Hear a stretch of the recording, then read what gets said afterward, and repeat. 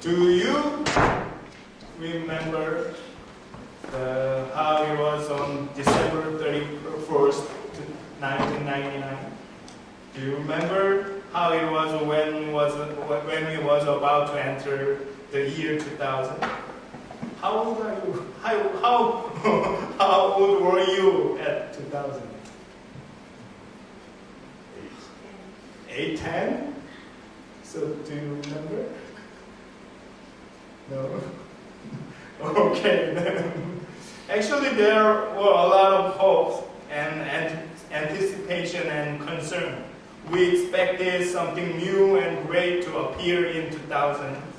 We are looking forward to seeing big, hopeful, and significant change in our life and our politics, our economics, and maybe our religion. But we are also worried about many things caused by millennium bug. Like all banks will fail, food supply will be depleted, electricity will be cut off, the stock market will crash. So the millennium bug was a computer problem on the stroke of midnight between December 31st, 1999 and January 1st, 2000. The fear was that all computers had the potential of shutting down. Just shut down, like this. But anyway, what happened after 2000? What happened after 2000? The year 2000? Nothing happened. Nothing happened. Nothing changed. Our life has been almost same as before 2000. Of course, we can say that there have been some progresses in human history. In terms of technology, there have been a lot of progression. iPhone, iPad. Now we have iWatch. A lot of progression, but I think it was not as much as what we expected at the night on December 31st, 1999. Some parts of our life have been, getting worse. Our society is getting extremely polarized, not coming to a consensus. So let's look into our spiritual life. Do you remember when you realized God's love for you, and when you became convinced of God's plan for you for the first time? Do you remember that time? We were full of excitement, we were full of joy, and we were full of hope for the future. We felt like we were a totally new person. But what has happened since then? What has happened? When I encountered God's love personally, when I came truly to believe that God loved me, I felt changing. I felt transformed. My personality and worldview were totally changed. I was so excited to see new things coming from my life. But years later, I had to encounter the dark side of me. Unchanging, unsolved. I was so disappointed with myself. What? I thought I changed, but what? We thought we have been changed a lot, but at some point of our life, our journey, we realize we are still same. Sometimes we think it would be better not to have faith. Last week we celebrate Christmas, Jesus' birthday. We sang, "Joy to the world, the Lord is come." Are you still joyful? Are you excited for God to come into your life? Do you live a life as if God is within your life? The joy, the hope, the excitement, ends right after when you open your Christmas present. Do you remember your resolution 2014? What happened to them? No, this is the last Sunday of 2014. No, next Sunday is the first Sunday of 2015. You might have a New Year resolution, right? Maybe next year nothing gonna happen to you. So, what are you gonna do? Do you want to go back to January 2014 or to 1990s? Do you want to go back to what you were before coming to Jesus? So, some Christian in Galatia might have been thinking of going back to what they were before. Among Galatian Christians, there were some Jewish Christians who believed that a number of the ceremonial practice of the Old Testament were still binding on the New Testament church. Following Paul's successful campaign in Galatia, they insisted that Gentile converts to Christianity abide by certain Old Testament rites, especially circumcision. They may have been motivated by a desire to avoid the persecution of zealot Jews who objected to their fraternizing with Gentiles. Jews thought of Christianity as a heretical cult of Judaism, so they oppressed and persecuted the Christians. So when Christians in Galatia heard the gospel for the first time, they must have been excited. They must have felt relief.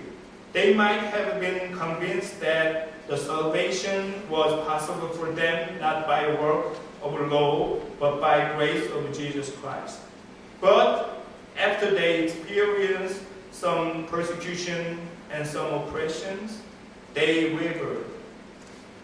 Their faith was shaken, and they thought of turning back to the Jewish law or their previous faith, traditions, or non-belief, which Paul called the basic principle. So Paul, in Galatians chapter for 8 through 9, Paul says to those wavering Christians,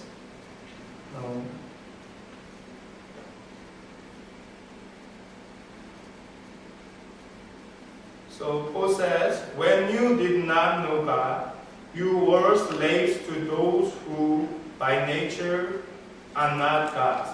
But now that you know God, or rather, are known by God, how is it that you are turning back to those weak and miserable forces? Do you wish to be enslaved by them all over again?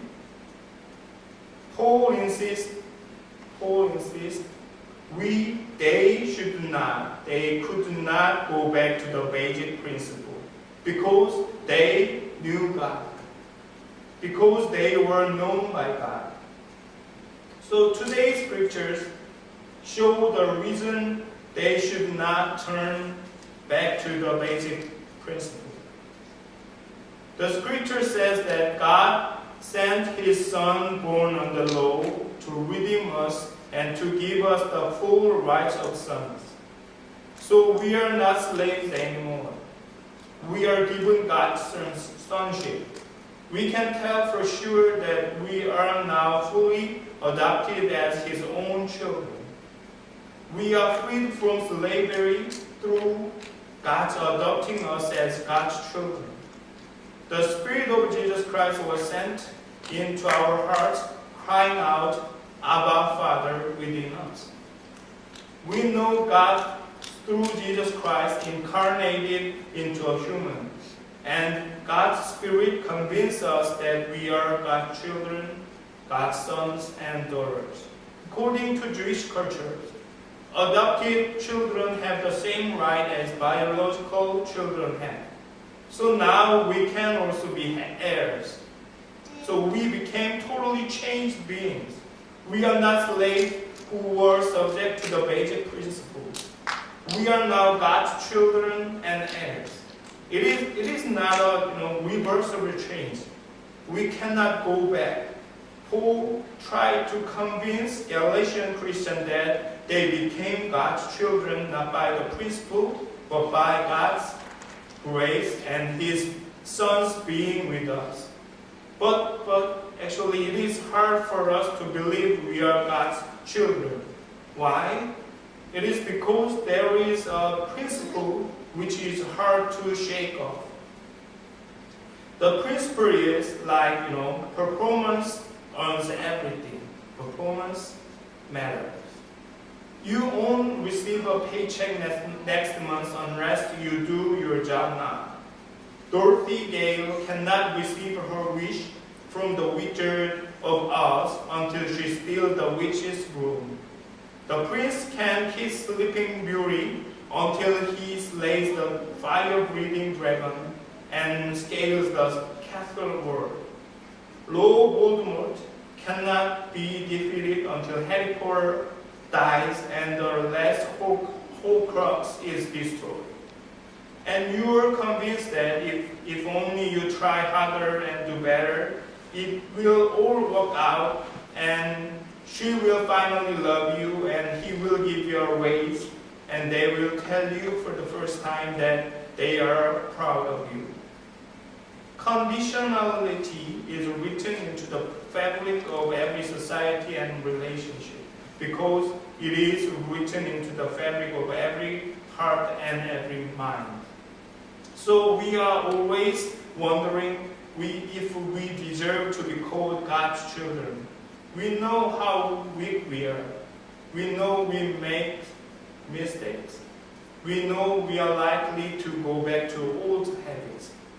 So Isaiah chapter 61, verse 10 through 11 explain how God changed our existence. It says, "For He hath clothed me with garments of salvation, and arrayed me in a robe of righteousness." God's grace transforms our status, but it doesn't change our nature. There is still a trace of sin within us. That is why prophet Isaiah used a word clothed. Our sinful nature was covered with the garments of salvation by His blood. It was like, just being overpainted. But the stain still remains under the garments, under the paint of blood. So sometimes when the paint comes off, the sinful nature reveals itself. Then we feel like we are same as we are. We think we'll never be changed. We are hopeless. But nevertheless, we should remember God freed us from the slavery. We are still God's children. And we are wearing the garments of salvation. It's just there is a little hole there. No matter how bad you really are, we are still His children. Even if we don't think we are, God accepts us as God's children. God embraces us. We should remember that we are not just saved from the slavery, but also adopted as God's children. Our setting in life has changed, transformed. Our status has changed. We are not turning back to where we came. Now we are children of God. So I'm going to tell you a story of a pastor. Maybe Mire, you heard of it. So I'm gonna tell you. I heard the story of a pastor adopting a daughter. Actually, she was previously adopted to another family before coming to this pastor's family. Her previous family had biological children except her. So whenever they vacationed at Disney World, they took their biological children with them but they left their adopted daughter with a family friend. And she thought this happened because she did something wrong that precluded her presence on the trip. She had seen many pictures of Disney World and she had heard about the rides and the characters and the parades. But when it comes to passing through the gates of the Magic Kingdom, she had always been the one left on the outside. Later, they dissolved the adoptions, and then the pastor adopted her. Once the pastor found out this history, he made plans to take her to Disney World. But in the month leading up to her trip to the Magic Kingdom, she stole food when a simple request would have given her a snack. She lied when it would have been easier to tell the truth. She whispered insults that were carefully crafted to hurt her older sister as deeply as possible. As the days on the calendar moved close to the trip, her martinis multiplied. A couple of days before our family headed to Florida, his family headed to Florida, she stated politely to the pastor, "I know what you are going to do. You are not going to take me to the Disney World, are you?" She knew she couldn't earn her way into the Magic Kingdom. She had tried and failed that test several times before, so she was living in a way that placed her as far as possible from the magical place on earth. And he asked her, "Is this trip something we are doing as a family?" She nodded, the brown eyes wide and tears rimmed. "Are you part of this family?" She nodded again. "Then you are going with us. Sure, there may be some consequences to help you remember what's right and what's wrong, but you are part of our family, and we are not leaving you behind." Apart from our expectation, her behavior didn't grow better after that moment. But in a hotel room, the first evening, a very different child emerged. She was exhausted, pensive, and a little weepy at times, but her month-long rebellion had faded. When bedtime rolled around, the pastor prayed with her, held her, and asked, "So how was your first day at Disney World?" She closed her eyes and snuggled down into her stuffed unicorn. After a few moments, she opened her eyes ever so slightly. "Daddy," she said, "I finally got to go to Disney World. But it wasn't because I was rude. It is because I'm yours. It is because I'm yours." Yes, you are God's. You are God's children. Yes, we are God's children. That is what the birth of Jesus Christ proclaimed 2,000 years ago. You might go through a tough time right now. You have made stupid decisions you regret right now. You have made some mistake and you are dealing with the consequence of that. So you want to go turn back the clock. Every day you witness, your dark side, nobody knows. Maybe you are so frustrated that you just want to give up following Jesus. Maybe you feel you are nothing, you are alone.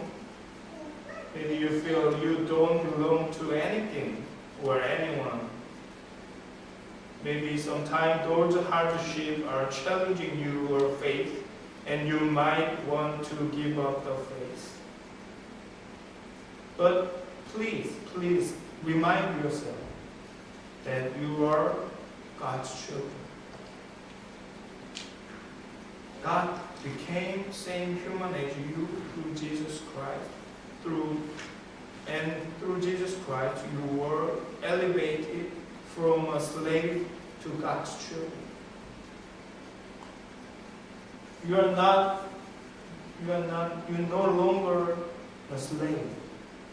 You're God's children. You're heirs of God. So maybe next year,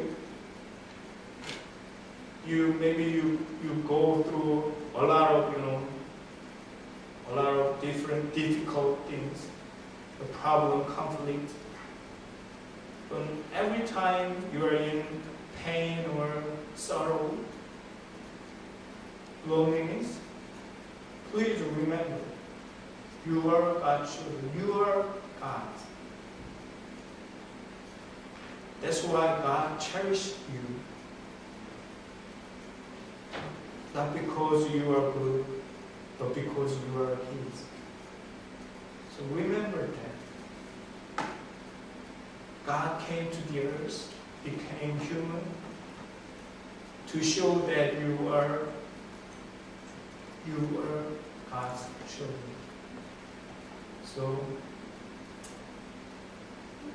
this time,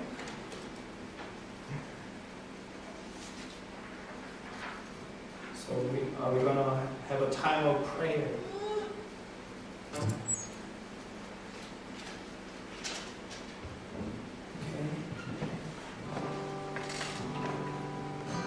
Think about God's love and His grace.